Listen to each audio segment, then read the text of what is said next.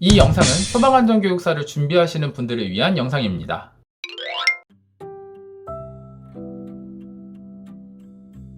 다음으로 시험 준비 방법에 대한 이야기 드리겠습니다. 지금 유튜브나 인스타로도 되게 많이 여쭤보시는 것 중에 하나가 이 시험이 너무 생소해서 어떻게 준비해야 하나요? 라고 물어보셔요. 다른 곳에 강의나 자료도 많이 없기 때문이죠. 그래서 제가 2차 시험 준비 방법 정리해 보겠습니다. 우선 이 시험이 너무 막연하시죠? 그래서 방향성을 잡아야 돼요.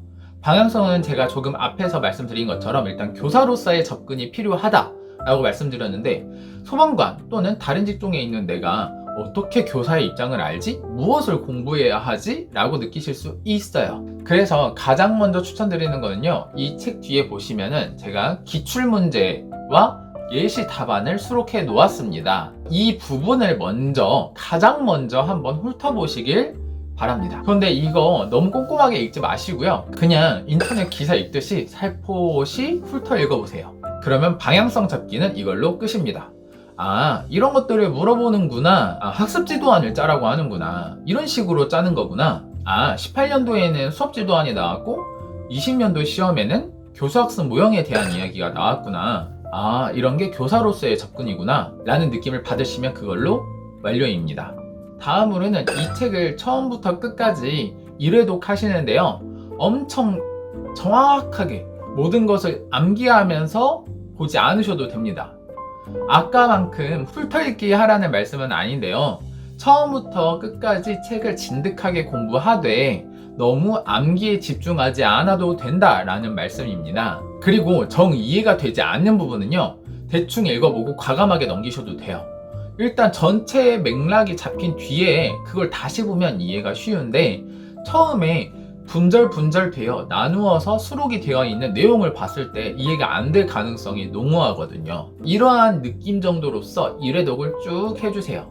기출문제, 예상문제 전까지 봐주시면 됩니다. 그리고 그 다음 1회독이 끝난 이후에는요, 아직 머릿속에 지식이 남아있지 않았더라도 기초적인 교사, 교생까지는 아니더라도 이제 막 교육대학교에 입학한 1학년 정도는 되었을 거예요.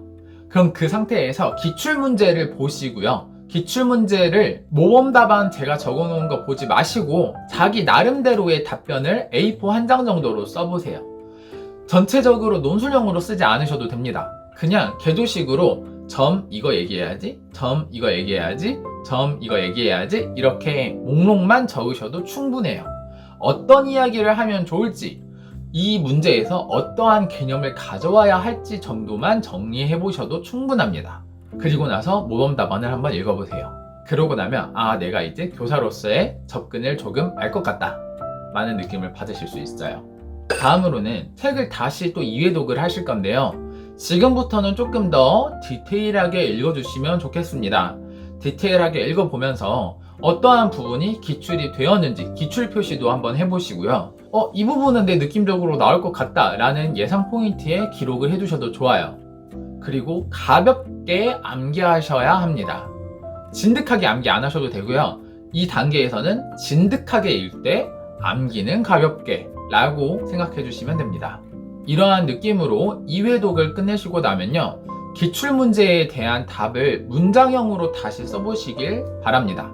가볍게 암기한 내용이 얼마나 녹아들었는지 써보시고요, 그리고 나서 예상문제를 여기에서 보세요. 예상문제를 보면서 제가 아까 말씀드렸던 궤도식으로 답만 달아보는 거, 그거 해보시면 되겠습니다. 물론 문장으로 적으셔도 좋고요. 예상문제까지 끝나면 이제 어느 정도 기초기틀은 잡히셨으리라 생각됩니다. 그래서 제가 강력하게 추천드리는 것은 지금 여기까지 말씀드린 내용이 최소한의 내용이라고 생각해요.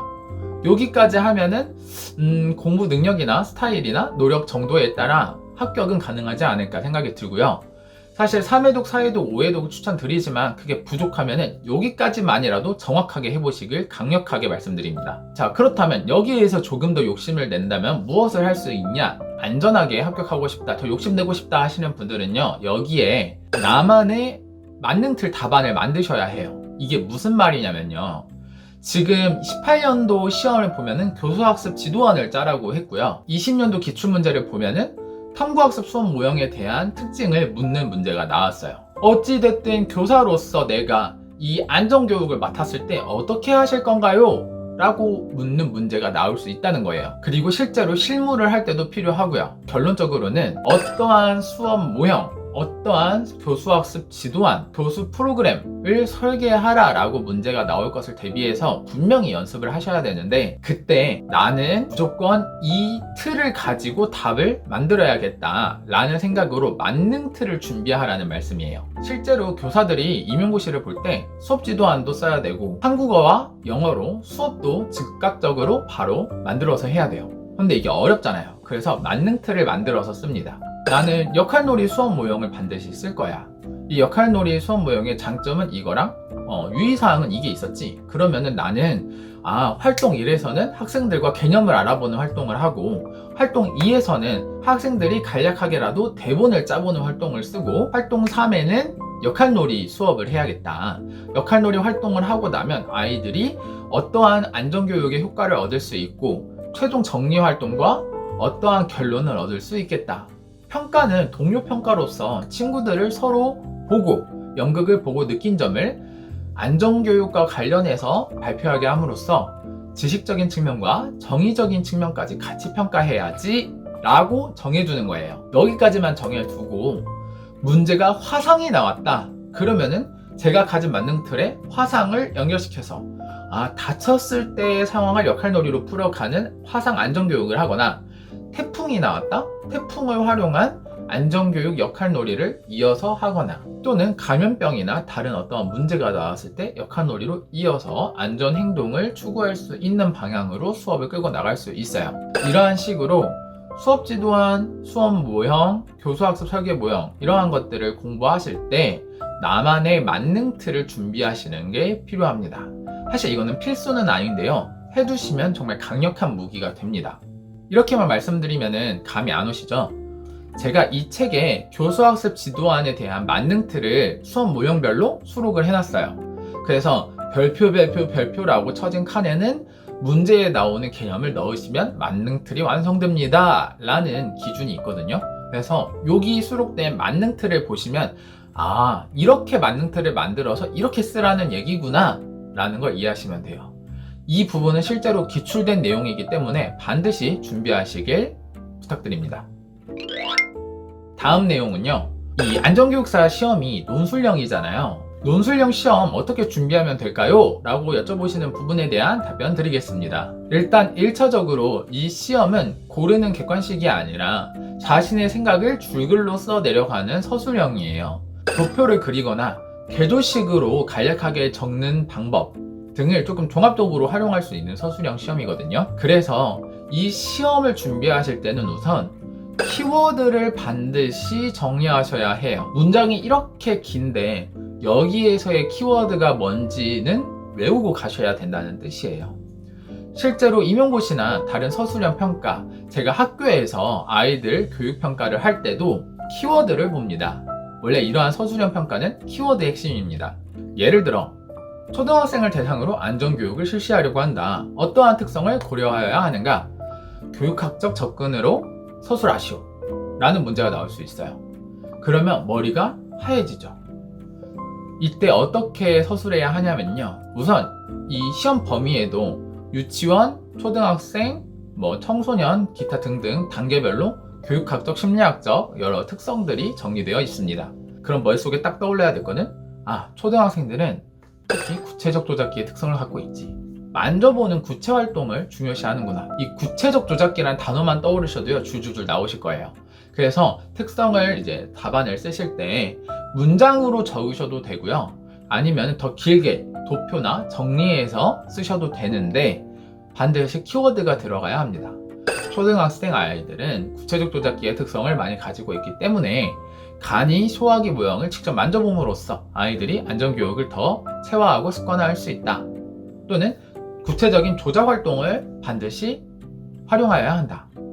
또는 구체적 조작기에서 형식적 조작기로 넘어가는 시기이기 때문에 아이들의 발달 단계에 따라 논리와 연역적 사고를 활용한 토론 수업이나 글쓰기 수업을 활용해서 안전교육에 대한 지식, 기능, 태도적 측면을 교육할 수 있다. 등등 이런 식으로 키워드를 외워서 키워드를 활용한 개조식 답변 또는 서술형 답변을 쓰시면 됩니다. 정리해보자면요. 단어만 쓰는 건 안 됩니다. 하지만 단어 키워드를 바탕으로 개조식과 서술형은 가능하다. 이 방향성에 맞추기 위해서는요, 여러분들이 공부하실 때 제가 아까 말씀드린 방법 중에 훑어읽고 가볍게 읽으셔도 됩니다. 하지만 암기에 조금 더 찐득하게 집중해주세요 라고 말씀드린 부분에서요, 키워드에 진득하게 집중하시면 됩니다. 왜냐면 우리 인간은 반복해서 읽다 보면요, 키워드가 생각나면은 맥락은 생각이 나요. 하지만 키워드가 생각이 안 나고 맥락만 생각나면은 답을 적을 수 없어요, 서술형은. 그래서 키워드는 진득하게, 맥락은 가볍게, 이 정도로 하시면 아마 효율적인 답변 작성 가능하실 겁니다. 한 가지 팁을 더 드리자면요, 이 내용 키워드를 외울 때 어렵잖아요. 제가 아까 말씀드린 구체적 조작기에 대한 내용, 만지는 구체 활동이 필요하다, 초등학생 저학년은. 그러면은 이거를 이렇게 외우기보다, 저학년 애들이 만지기 좋아하고 덧셈 가르칠 때 손가락 세잖아요. 또는 바둑을 가지고 공부하잖아요. 이런 것처럼 그 케이스를 머릿속에 떠올려서 아이들은 구체적 조작기, 키워드는 구체적 조작기, 구체 활동, 여기까지만 하시고, 그리고 나서 그럼 수학이 안전교육도 실물, 모형이 필요하겠구나 정도로 이어서 여기까지만 생각해 주시면 이해가, 암기가 쉬우실 겁니다. 그리고 이러한 접근 방식은요, 제가 이 책에 예시를 다 적어 놨어요. 뭐 예를 들어서 역할놀이 수업 모형에서는 이렇게 활동을 할 수 있다, 뭐 탐구 수업 모형에서는 이렇게 수업을 할 수 있다, 활동 예시도 다 적어 놨거든요. 이해하실 수 있도록, 편하시도록.